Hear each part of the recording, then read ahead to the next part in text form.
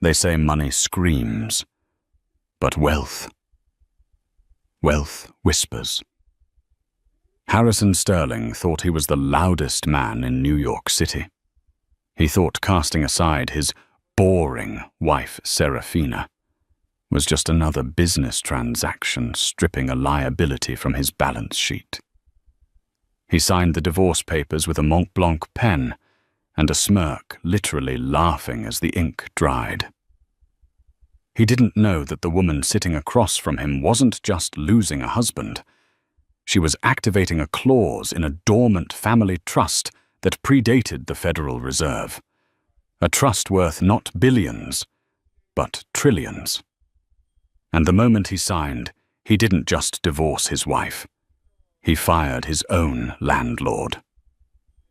The conference room on the 48th floor of the Seagram building was cold-tailored and smelled faintly of lemon polish and aggressive cologne. Outside the Manhattan skyline was a jagged jaw of steel and glass chewing on the grey October clouds. Inside the atmosphere was even more hostile.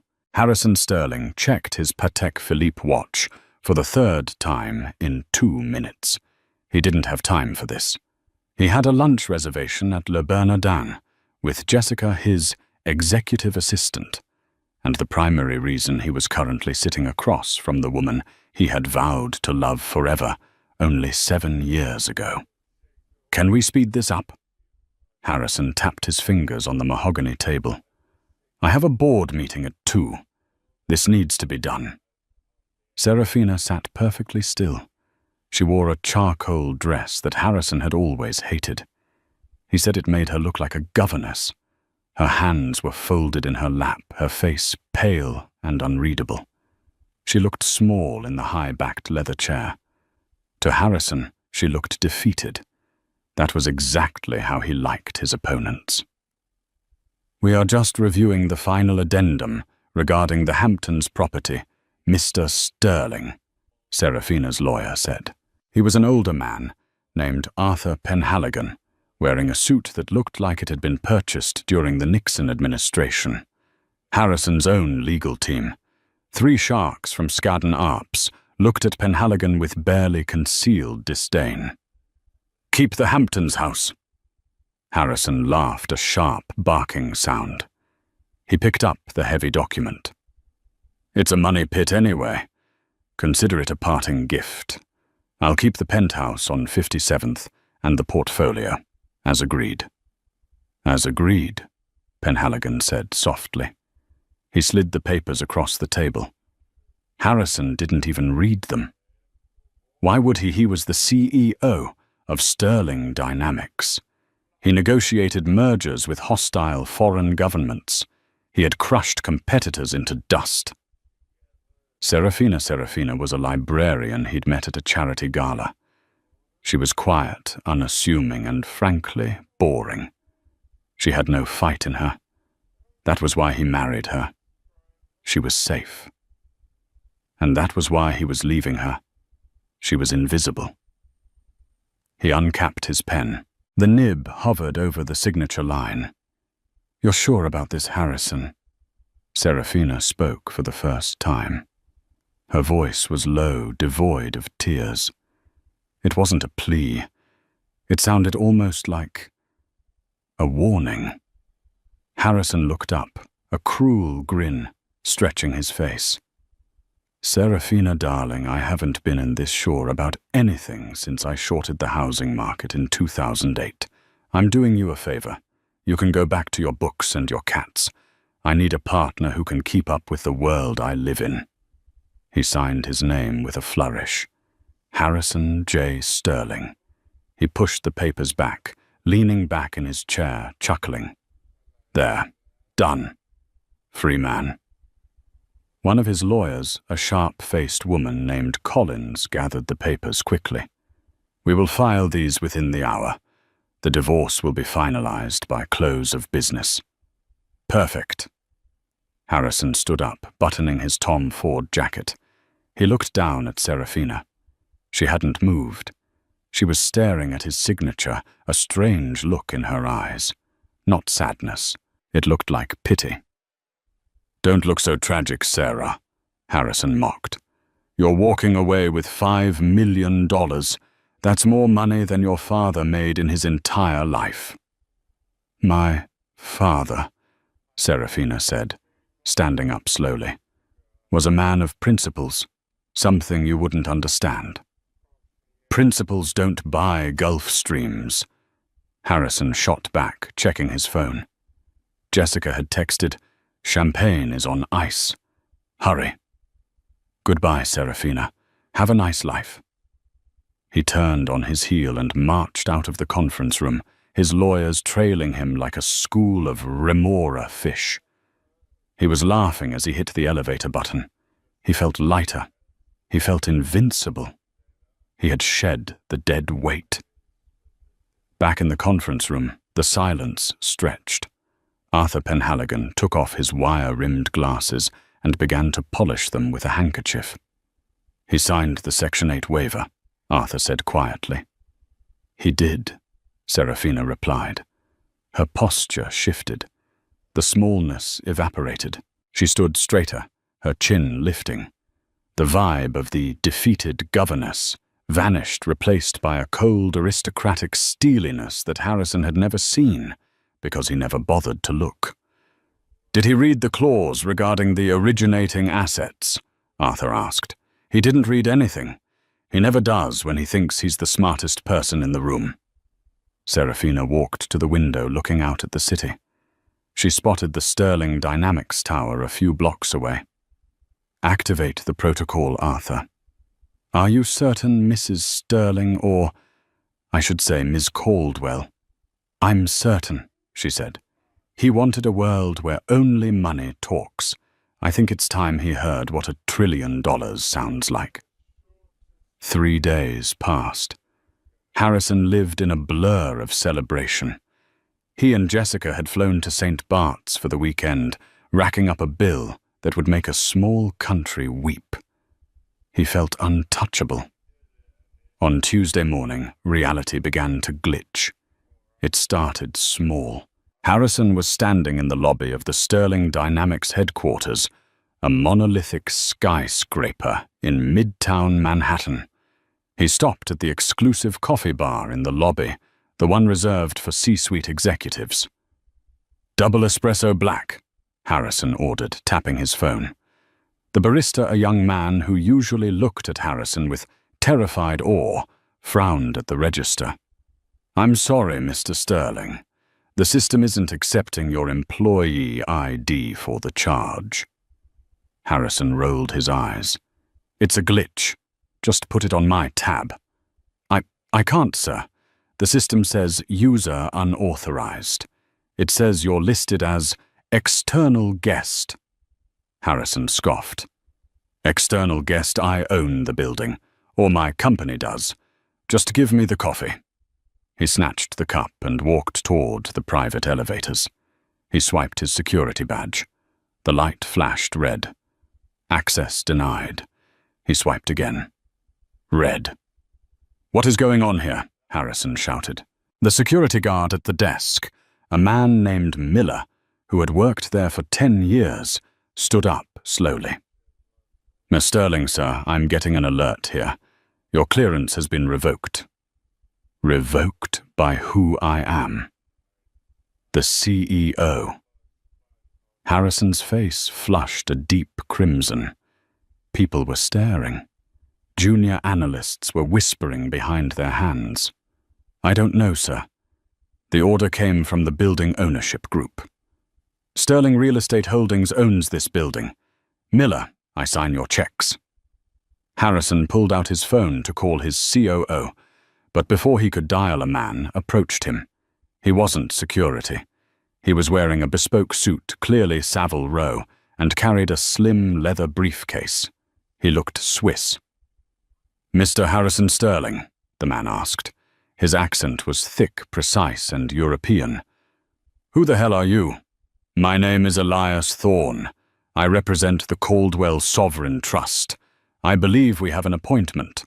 "I don't know what that is, and I don't have appointments with people who stand in lobbies," Harrison snarled. "Get out of my way." "Mr. Sterling," Thorne said, his voice cutting through the noise of the lobby like a scalpel. "The Caldwell Sovereign Trust is the entity that owns the land this building stands on. As of 9 a.m. this morning, per the terms of your recent divorce settlement, the 99-year lease granted to Sterling Dynamics has been terminated due to a moral turpitude and violation of beneficiary clause." Harrison froze. The words didn't make sense. "The land." "We own the land." "You own the structure," Thorne corrected gently. "You do not own the earth beneath it. The land was leased to your company in 2015 for a token sum of $1 a year. A favor from the landholder." "Who is the landholder?" Harrison demanded. "Who is Caldwell?" Thorne smiled. It was a professional, devastating smile. "The sole beneficiary of the Caldwell Sovereign Trust is your ex-wife, Serafina Caldwell. You signed the waiver on Friday. By divorcing her, you severed the familial bond that allowed the $1 lease to exist. The rent has been recalculated to market value, plus a punitive multiplier for hostile separation." Harrison felt the blood drain from his face. "Serafina. Serafina doesn't have a trust. Her father was a high school history teacher in Connecticut. Her father, Thorne said, was the last male heir to the Blackwood-Caldwell banking dynasty. He chose a quiet life. He rejected the money. But the trust remained. It accumulated interest for 40 years. It owns significant portions of Manhattan, including this city block, the Port Authority land in New Jersey, your logistics fleet uses, and the fiber-optic network grid under the financial district." Harrison laughed nervously. "This is a joke. Serafina put you up to this." "It's a prank."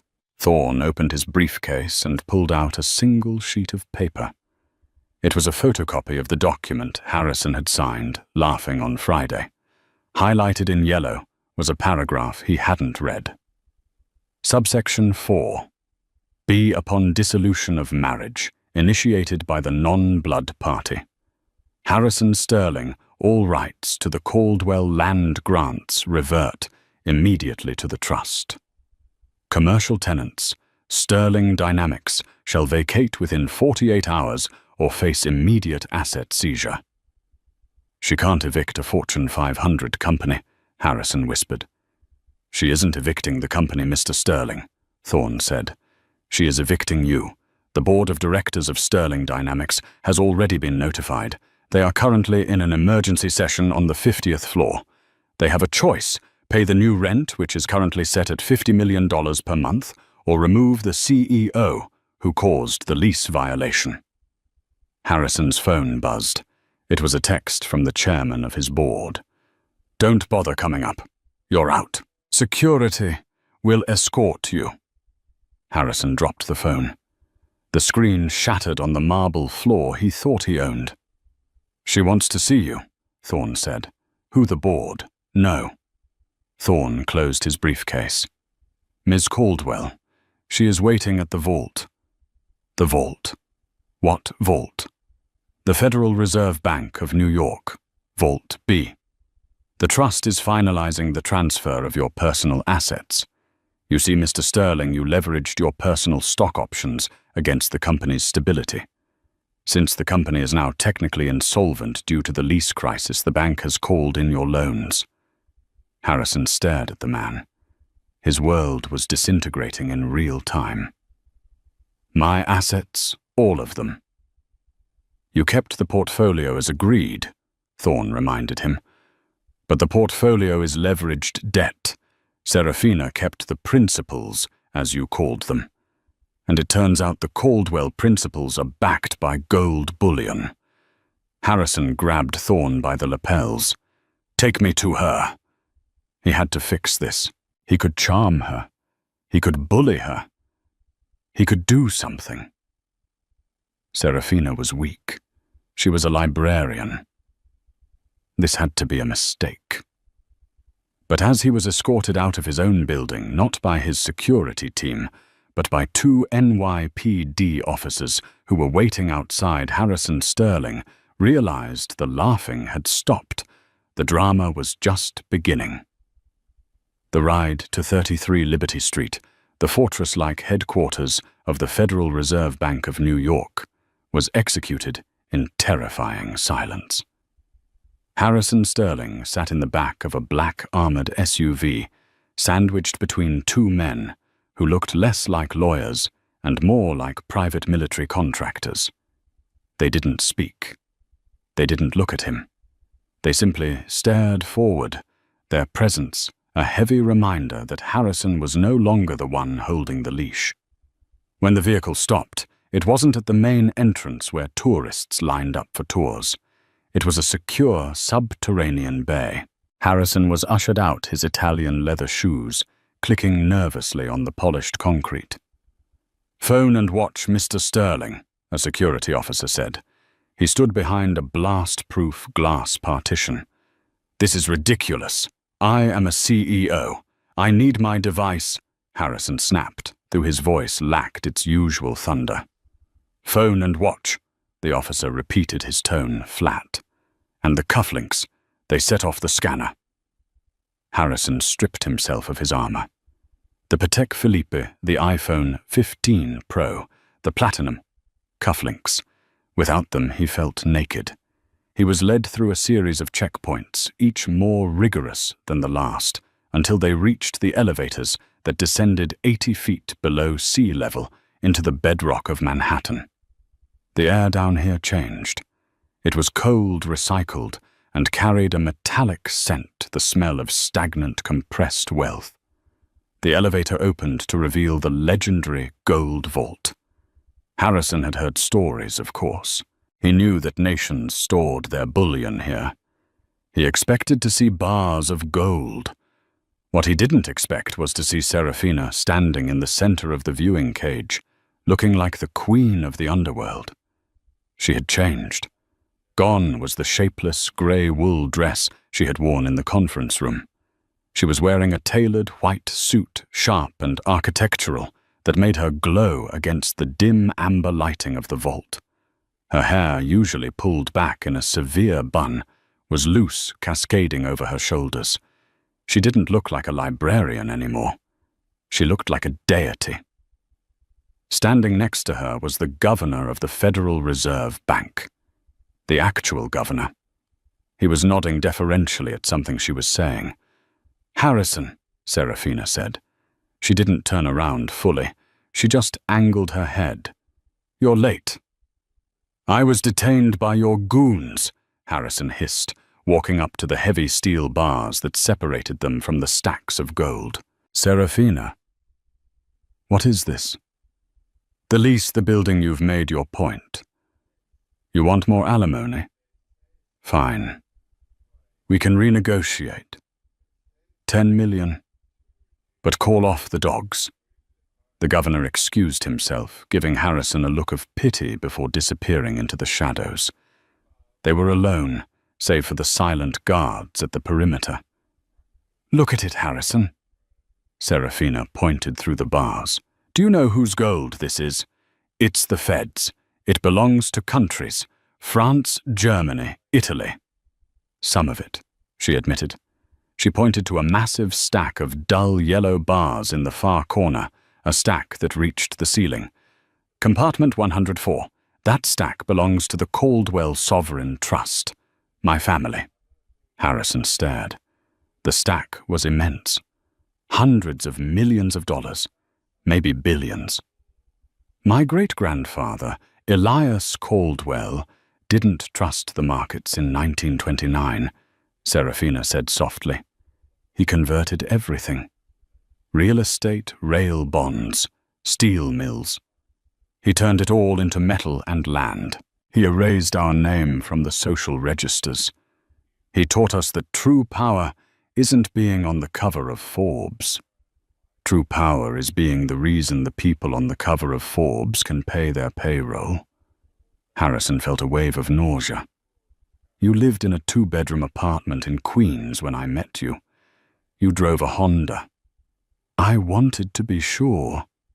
She turned to face him now, her eyes clear and devastatingly calm. I have access to more capital than God, Harrison. I didn't need a provider. I needed a partner. I needed someone who loved me. Serafina, the quiet woman who liked books and rainy days. I needed to know that if the money vanished, the man would stay. She took a step closer to the bars. And for 3 years you were wonderful. But then, Sterling Dynamics went public, and you changed. You became obsessed with status. You started mocking the very simplicity that I loved. You started hiding assets. You started sleeping with your assistant. Harrison flinched. Jessica meant nothing. Jessica meant everything, Serafina corrected, because she represented what you really wanted, something shiny, shallow, and expensive. You signed that divorce decree, laughing, Harrison. I watched you. You were so happy to be rid of me, because you thought I was a burden. I didn't know, Harrison stammered. If I had known, that is exactly the point. Serafina's voice raised for the first time, echoing off the steel walls. If you had known, you would have stayed. But you wouldn't have stayed for me. You would have stayed for this. She gestured to the gold. So what now? Harrison tried to regain his composure. He squared his shoulders. You have money. Congratulations. I have my company. I built Sterling Dynamics. I'll find a new building. I'll fight the eviction in court. I have lawyers too, Serafina. Serafina sighed, a sound of genuine disappointment. She signaled to Elias Thorne, the Swiss lawyer who had appeared from the shadows. Mr. Sterling, Thorne said, opening a leather folio.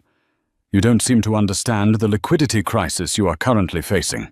I have 50 million in personal holdings, Harrison spat. I'm fine. You had 50 million in equity, Thorne corrected. However, your personal wealth was tied to a line of credit from First Manhattan Bank. You used your Sterling Dynamics stock as collateral to buy your penthouse, your yacht, and your stake in that winery in Napa. So, First Manhattan Bank, Thorne said, peering over his glasses, is a subsidiary of the Caldwell Financial Group. When Sterling Dynamics lost its lease this morning, the stock price plummeted 40% in pre-market trading. That triggered a margin call on your personal loans. Harrison stopped breathing. A margin call. The bank has exercised its right to seize collateral to cover the spread. Thorne continued, flipping a page. As of 10 a.m., the bank has seized your stock. But since the stock is crashing, it wasn't enough to cover the debt. So they have moved to secondary assets. Your penthouse, the yacht, the cars. Your accounts have been frozen pending liquidation. Harrison looked at Serafina. She wasn't smiling. She looked sad. You're bankrupt, Harrison, she said quietly. Actually, you're worse than bankrupt. You owe the trust about $12 million. We are garnishing your future wages. You can't do this, Harrison whispered. This is vindictive. This is insane. It's business, Serafina said, using the exact tone Harrison had used on her in the conference room 3 days ago. It's a transaction. I'm stripping a liability from my balance sheet. She turned to leave. Wait. Harrison lunged at the bars, grabbing the cold steel. Serafina, you can't leave me with nothing. We were married. She paused and looked back over her shoulder. You left with exactly what you negotiated, Harrison. You kept the portfolio. I kept the principles. It just so happens that your portfolio was built on sand, and my principles are built on gold. How am I supposed to live? He shouted, his voice cracking. I have nowhere to go. Serafina looked at Thorne. Give him the stipend. Thorne reached into his pocket and pulled out a small white envelope. He slid it through the bars. Harrison stared at it on the floor. "What is this? The same amount you gave Serafina for incidentals during the separation," Thorne said. $5,000. Cash. Consider it a parting gift." Serafina walked toward the elevator. The governor opened the gate for her. "Serafina." Harrison screamed, the sound tearing at his throat. "Sarah, please." The heavy steel doors of the elevator slid shut, cutting off the vision of the woman in white. Harrison Sterling was left standing in the subterranean cold, staring at $1 billion of gold he couldn't touch with $5,000 in an envelope at his feet. The humiliation didn't end in the vault. That was merely the prelude. The true dismantling of Harrison Sterling happened in the public eye, under the grey, weeping sky of Manhattan. Security escorted him out of the Federal Reserve, not through the main exit, but through a side door that spilled out onto Maiden Lane. They handed him a plastic bag containing his phone and watch. "You are not permitted to re-enter the premises," the guard said, closing the heavy metal door. The bolt slid home with a sound like a gunshot. Harrison stood on the sidewalk. It had started to rain, a cold, stinging drizzle that soaked through his Tom Ford suit within seconds. He fumbled for his phone. He needed to call Jessica. She was the only thing he had left. She would understand. They could go to the Hamptons' house. Wait, no, he had given that to Serafina. They could go to a hotel. He turned on his phone. It exploded with notifications. WSJ alert. Sterling Dynamics stock plummets 60% after lease scandal. CNBC, Harrison Sterling, ousted as CEO. Page 6. The $1 trillion divorce. Who is the mystery heiress? He ignored them all and dialed Jessica. Pick up, he muttered, wiping rain from his eyes. "Harrison." Her voice was tight, high-pitched. "Jess, thank God. Listen, it's a mess. A total mess. Serafina, she's insane. She has these lawyers. They froze the accounts. I need you to pack a bag. Pack the jewelry, the cash in the safe, everything. Meet me at the St. Regis. I'll explain everything when I—" "Harrison, I can't," Jessica interrupted. "What do you mean you can't?" "Just get a cab. No, I mean, the police are here."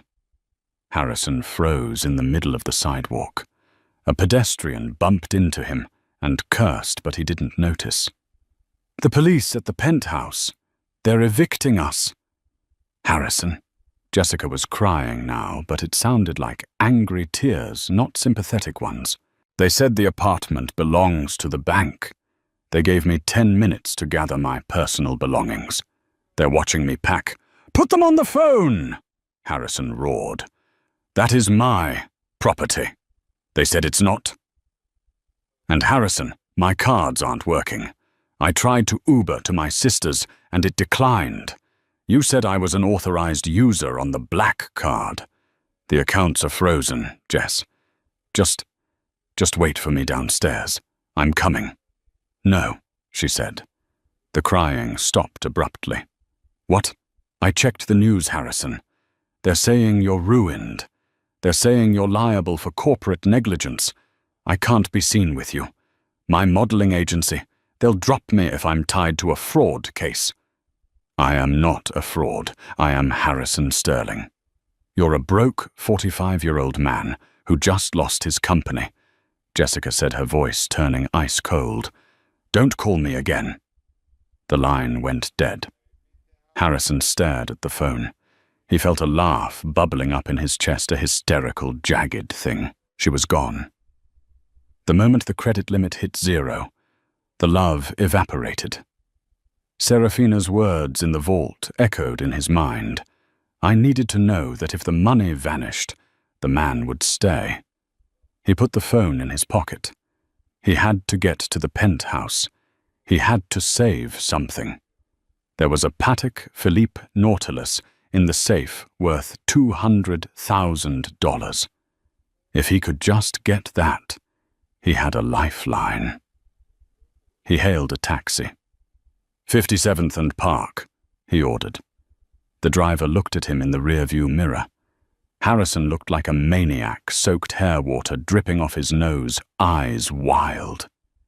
"You got cash, buddy, card machine is broken." Harrison remembered the envelope. He tore it open. $5,000 in crisp hundreds. He threw a $100 bill at the driver. "Just drive." The ride to Billionaires Row took 40 minutes in the gridlock. When the taxi pulled up to the limestone facade of his building, one of the most exclusive co-ops in the city, Harrison didn't wait for the change. He jumped out and ran toward the awning. Usually the doorman, a burly Irishman named Patrick, would rush to open the door, greeting him with a smile and a "Good evening, Mr. Sterling." Today Patrick stood in front of the door, arms crossed. Two other men, private security in dark blazers, stood behind him. "Patrick, get out of the way," Harrison commanded, reaching for the handle. Patrick didn't move. He was a big man, and for the first time, Harrison noticed how intimidating he actually was. "I can't let you in, Mr. Sterling. I live here, I own the penthouse." "Not anymore, sir. The co-op board held an emergency vote an hour ago, triggered by the foreclosure notice from First Manhattan. You've been designated a persona non grata. All fobs have been deactivated." "You can't do this. My clothes are in there. My life is in there. Your personal effects that were deemed non-asset are being boxed up as we speak," Patrick said, his face impassive. "They will be shipped to a storage facility in the Bronx. You can pick them up on Thursday." "The Bronx!" Harrison screamed. He lunged for the door. Patrick caught him by the chest, holding him back with humiliating ease. "Don't do it, sir. Don't make me call the cops. You know the NYPD is already looking for a reason to talk to you about the company funds." Harrison stumbled back, gasping for air. The rain was coming down harder now. Passers-by were stopping. Phones were out. They were filming him. Harrison Sterling, the titan of industry, fighting a doorman in the rain. He turned away, shielding his face. He had to get off the street. He walked 2 blocks to the St. Regis Hotel. He walked up to the reception desk, dripping water on the marble floor. The concierge, a man Harrison had tipped thousands of dollars to over the years, looked up. His smile was tight, polite, and completely barring. "Mr. Sterling," the concierge said before Harrison could speak, "we are unfortunately fully booked this evening." "The hell you are," Harrison said, leaning on the counter. "I stay here 3 times a month. You always have the presidential suite." "We are fully booked for you, sir," the concierge said, his voice dropping to a whisper. "Management received a call from the ownership group." "Who owns this hotel?" Harrison demanded. "The building is owned by a holding company," the concierge said. "Sovereign Hospitality." Harrison closed his eyes. Sovereign. Serafina. She owns the hotel. "The trust has a majority stake in the real estate, sir. We were instructed that providing you with accommodation would be a violation of the conflict of interest policy. I'm sorry, Harrison. Truly." Harrison turned around. The lobby of the St. Regis, with its crystal chandeliers and gold leaf ceilings, spun around him. He walked back out into the rain.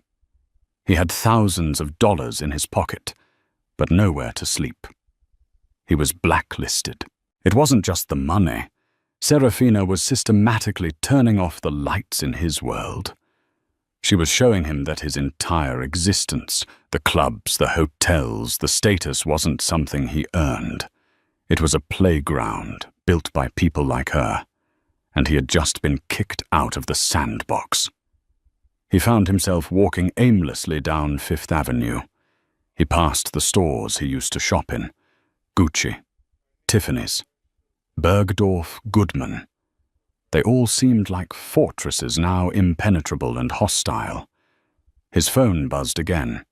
An incoming call, unknown number. He answered it, desperate for a friendly voice. "Hello, Harrison." It was a voice he recognized. Carter Bennett, his best friend, his college roommate, a hedge fund manager worth $3 billion.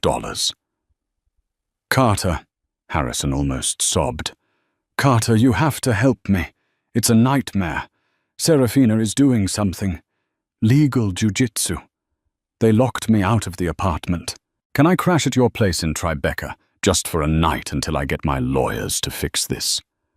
There was a long silence on the other end of the line. "Harrison, look," Carter said, his voice awkward. "I can't really do that." "Why not?" "We've been friends for 20 years. "Yeah, but—" "My fund, the Bennett Group." Carter cleared his throat. "Our biggest LP, our biggest investor, is the Caldwell Trust. They provide 40% of our capital." Harrison stopped walking. He stared at a puddle on the ground, watching the raindrops create ripples that vanished in an instant. "She called you," Harrison said dully. "Her lawyers did," Carter admitted. "They implied that if I offered aid and comfort to a known financial liability, they might reconsider their allocation strategy. They might pull their money, Harrison. I can't lose 40% of the fund. I have investors. I have a wife." "She's blackmailing the whole city," Harrison whispered. "She's not blackmailing anyone," Carter said, and for the first time he sounded fearful. "She's just calling in the debts. She's the ocean, Harrison. You don't fight the ocean. I'm sorry. Good luck." The line clicked dead. Harrison stood alone on the corner of 5th and 57th. He was wet, shivering, and holding a plastic bag with a dead phone. He had $4,900 in his pocket, but in the world he used to inhabit, he was destitute. He looked up at the towering skyscrapers, disappearing into the mist. He used to think he was one of the giants who built them. Now he realized he was just a tenant.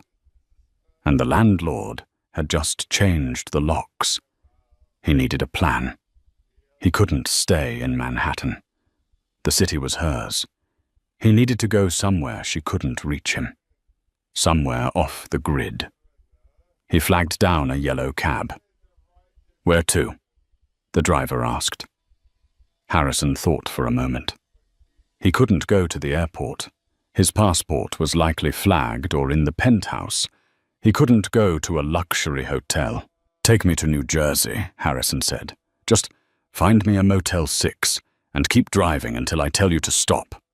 As the taxi crossed the George Washington Bridge, leaving the glittering skyline of New York behind Harrison, Sterling didn't look back. He was beginning to understand that the divorce papers were not the end of his marriage. They were the beginning of his penance. But Harrison wasn't done yet. He still had one secret Serafina didn't know about. A ledger.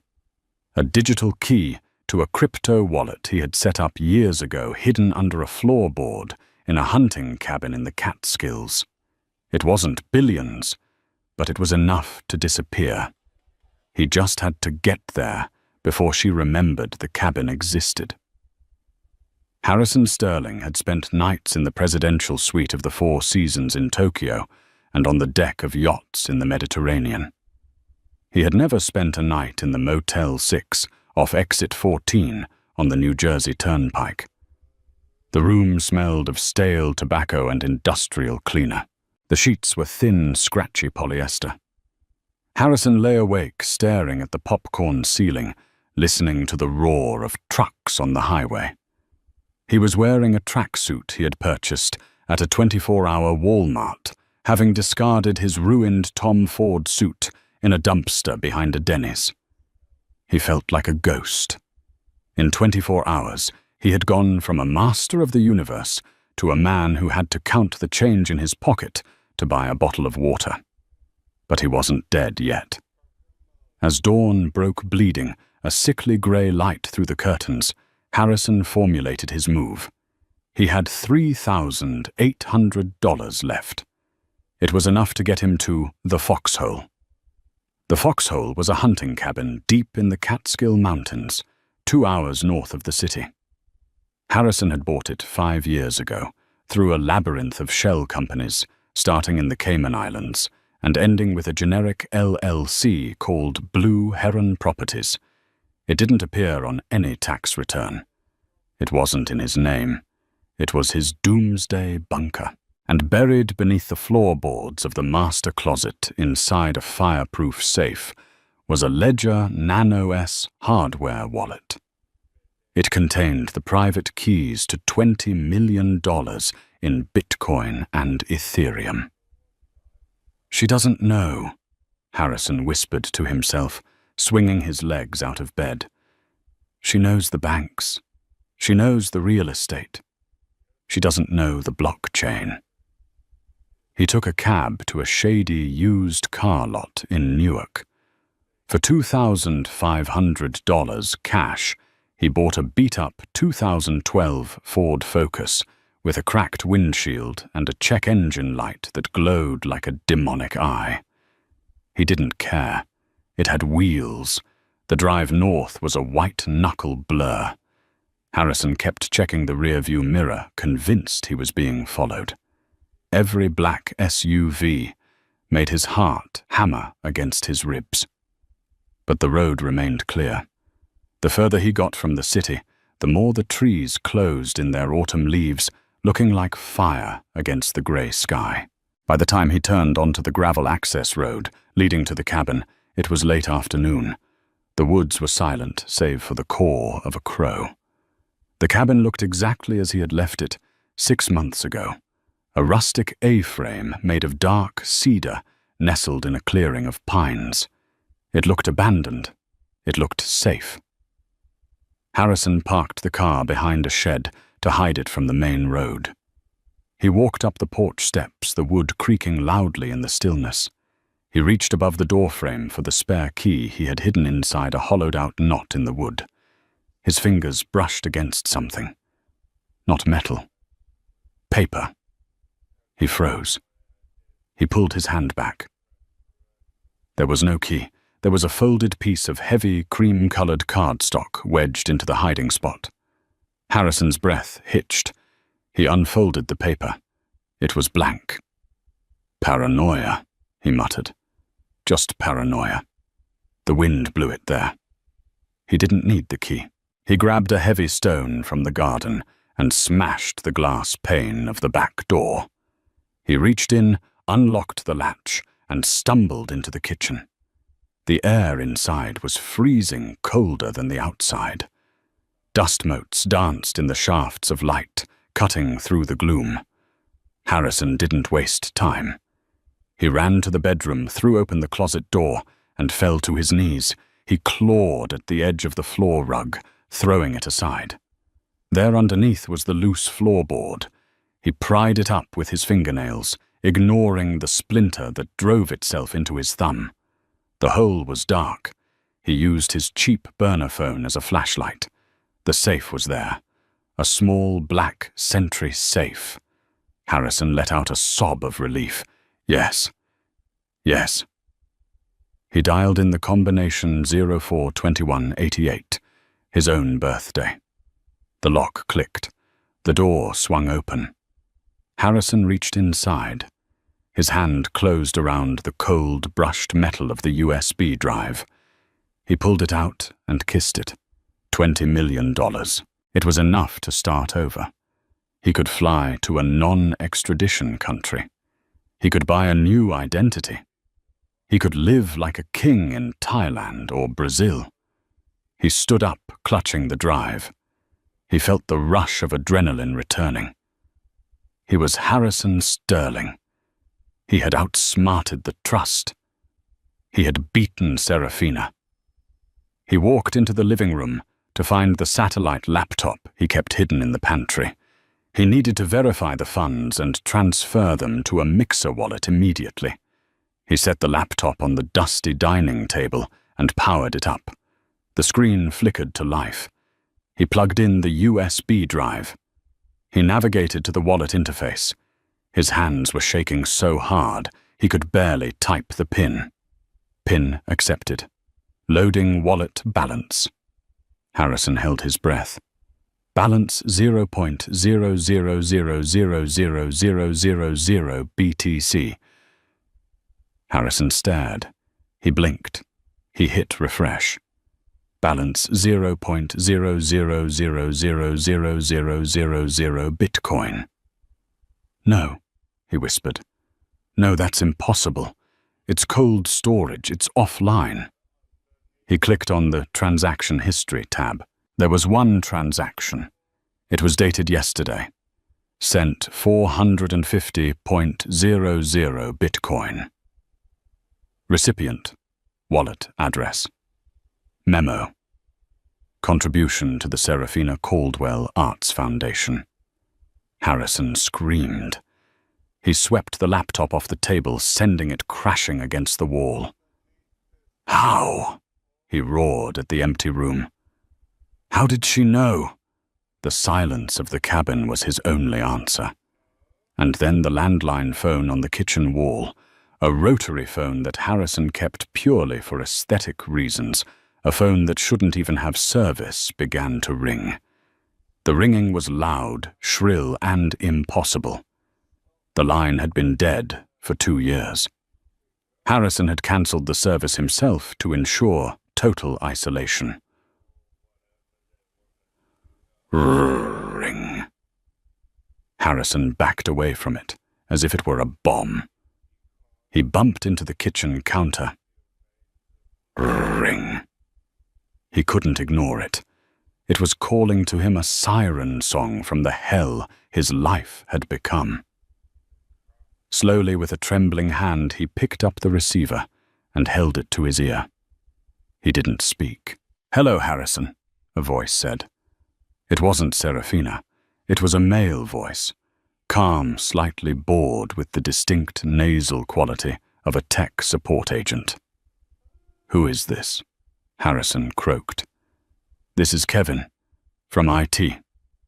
Harrison's mind raced. "Kevin? I don't know a Kevin." "Sure you do," the voice chirped. "Kevin, from the 14th floor. You hired me 3 years ago to set up a secure, untraceable crypto architecture for your, what did you call it? Your rainy day fund." Harrison remembered. The kid with the glasses and the anime t-shirts. The genius he had paid $10,000 in cash to set this up. "You..." Harrison gripped the phone tighter. "You gave her the keys I paid you. I made you sign an NDA." "Yeah, about that." Kevin said, the sound of typing clicking in the background. "See, Ms. Caldwell, or rather the Trust's forensic accounting team, found the cash withdrawal you used to pay me. It was marked office supplies in the ledger, but you took it from the petty cash account of Sterling Dynamics. So since you used company funds to pay for the setup, and you used a company laptop to generate the seed phrase initially, the wallet is technically company property. And since the trust now effectively owns Sterling Dynamics, due to the insolvency proceedings..." "You stole my money," Harrison screamed. "We recovered corporate assets," Kevin corrected. "Actually, Ms. Caldwell was very generous. She decided not to press charges for embezzlement. She just wanted the donation for her foundation. She loves the arts, you know." Harrison slammed the phone down. He ripped the cord out of the wall. He looked around the cabin. It felt like the walls were closing in. He had to leave. He had to run.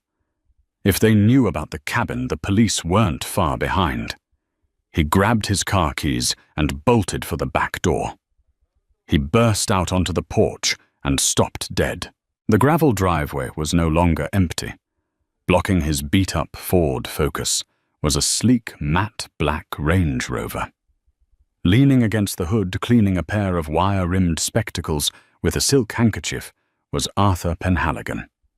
Standing next to him were two uniformed New York State troopers. Harrison dropped the keys. They landed in the dead leaves with a soft thud. "Mr. Sterling," Arthur said, placing his glasses back on his nose. "I must say you are a difficult man to schedule a meeting with." "Get off my property," Harrison said, though the fight had drained out of him. He sounded like a child. "Your property." Arthur raised an eyebrow. He pulled a file from the passenger seat of the Range Rover. "Blue Heron Properties, LLC, incorporated in Delaware." "Yes," Harrison said. "It's mine." "It was," Arthur corrected. "You see, Blue Heron Properties failed to pay its annual registration fee in Delaware last month, an administrative oversight on your part. I assume you were busy with the divorce." Harrison felt his knees weaken. He had forgotten. He had forgotten the $300 fee. When an LLC goes dormant for non-payment, Arthur explained, his voice sounding like a lecture on contract law, its name becomes available. The Caldwell Trust re-registered Blue Heron Properties, LLC 2 days ago. We paid the back taxes. We assumed the assets, including this charming, albeit drafty cabin. Arthur gestured to the troopers. "Officer, this man is trespassing on private land owned by the trust. He has also, I believe, broken a window to gain entry. That is breaking and entering." The trooper stepped forward, his hand resting on his belt. "Harrison Sterling." Harrison looked at the woods. He could run. He could bolt into the trees. But where would he go? He had no money, no car, no coat. It was dropping below freezing tonight. He looked at Arthur. "She planned this. She knew I would come here." "Ms. Caldwell knows you better than you know yourself," Arthur said. "She knew you would seek out your safety net. She wanted to make sure you understood that there is no net, not anymore." "What does she want?" Harrison whispered. "She has the money. She has the company. She has the house. What else does she want?" Arthur walked up the porch steps, the wood groaning under his weight. He stopped inches from Harrison. "She wants an apology, Mr. Sterling. A real one." "An apology?" Harrison scoffed, a jagged, broken sound. "For what?" "For falling out of love." "No." Arthur said, his eyes hard behind the lenses. "For the laughter. You laughed when you signed the papers, Harrison. You treated her dignity like a joke. The trust doesn't care about your infidelity. But the Caldwells, they take manners very seriously." The trooper pulled out his handcuffs. "Turn around, sir." As the cold metal clicked around his wrists, Harrison looked at Arthur one last time. "Where are you taking me, Jail?" "Eventually," Arthur said, checking his watch. "But first we have a detour. Ms. Caldwell has requested your presence. She believes it is time to close the loop." "I'm not going back to the vault," Harrison said, panic rising. "Oh no." Arthur smiled, but it didn't reach his eyes. "We aren't going to the vault. We're going to the library." "The library? What library?" "The New York Public Library," Arthur said, opening the back door of the Range Rover. "The Rose Reading Room. It's where you met her, isn't it?" "She thinks it's poetic." Harrison was shoved into the back of the SUV. The leather smelled of expensive conditioner, the same smell as the conference room where this nightmare began. As the car crunched down the gravel drive, leaving the foxhole behind, Harrison realized he wasn't just broke. He was being erased, and the woman holding the eraser was waiting for him exactly where he had found her among the books. The New York Public Library at midnight is a cathedral of silence. The Rose Reading Room, usually buzzing with scholars and tourists, was empty. The vast ceiling with its murals of rolling clouds seemed to press down on the space below. Harrison Sterling walked down the center aisle, his footsteps echoing on the wood floor. The handcuffs had been removed by the troopers outside, leaving red welts on his wrists. Arthur Penhaligon walked a few paces behind him, a silent warden. At the far end of the room, sitting at a long oak table under the glow of a brass lamp, sat Seraphina. She wasn't wearing the power suit from the vault. She was wearing a simple cardigan and jeans, the same outfit she had worn the day they met right here, 7 years ago. On the table sat a single leather-bound book. Harrison approached the table. He was exhausted, broken and shivering from the cold mountain air he had been dragged from. "This is where you spilled coffee on my thesis," Seraphina said, not looking up from the book. "I remember," Harrison rasped. "I bought you a new laptop to make up for it." "You did." She looked up. Her eyes were tired. "You were kind then. You were ambitious, yes, but you were kind. You didn't know who I was. You didn't know about the trust or the gold or the buildings. You just saw a girl who was upset about her notes." "I loved you, Sarah," Harrison said, his voice cracking. "I really did." "I know," she said softly. "And I loved you. That's why this is so hard." "Then stop it." Harrison slammed his hand on the table. "Stop this insanity. You've stripped me of everything, my company, my home, my reputation. You've had me arrested. You've proved your point. You're powerful. You win. What more do you want?" Seraphina closed the book. The sound was like a gavel striking a block. "I didn't strip you of everything, Harrison. The trust did. It's an automated system, a machine built by my ancestors to protect the family from predators." She slid the leather-bound book toward him. It was an old ledger, the paper yellowed with age. "Read the highlighted passage," she commanded. Harrison looked down. The handwriting was elegant, spidery script from the 19th century. It was the founding charter of the Caldwell Sovereign Trust. "In the event of a dissolution of marriage involving a beneficiary," Harrison read aloud, his voice trembling, "the disposition of assets shall be determined by the manner of the separation. Should the separation be mutual and sorrowful, the spouse shall be granted a life stipend. Should the separation be hostile, the trust shall defend." "But—" He stopped. "Read it," Seraphina whispered. "But should the spouse exhibit joy, mirth, or mockery in the act of severance, proving that the union was held in contempt, the scorched earth protocol shall be enacted. The spouse shall be returned to the state in which they entered the world, naked of asset and name." Harrison stared at the words. The ink seemed to swim before his eyes.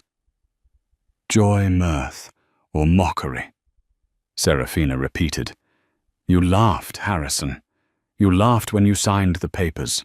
You smirked at my lawyer. You checked your watch." I was nervous," Harrison lied. "You were relieved," she corrected. "You treated our marriage like a bad investment you were dumping. That laughter, it triggered the clause. If you had signed with a heavy heart, if you had shown even an ounce of regret, the trust would have given you half. You would have walked away with $50 billion. Harrison fell back into the chair opposite her. The air left his lungs. 50 billion. I laughed myself into poverty, he whispered. You laughed yourself out of a family, Seraphina said. She stood up. The trust is satisfied. The debt is settled. The scorched earth protocol is complete.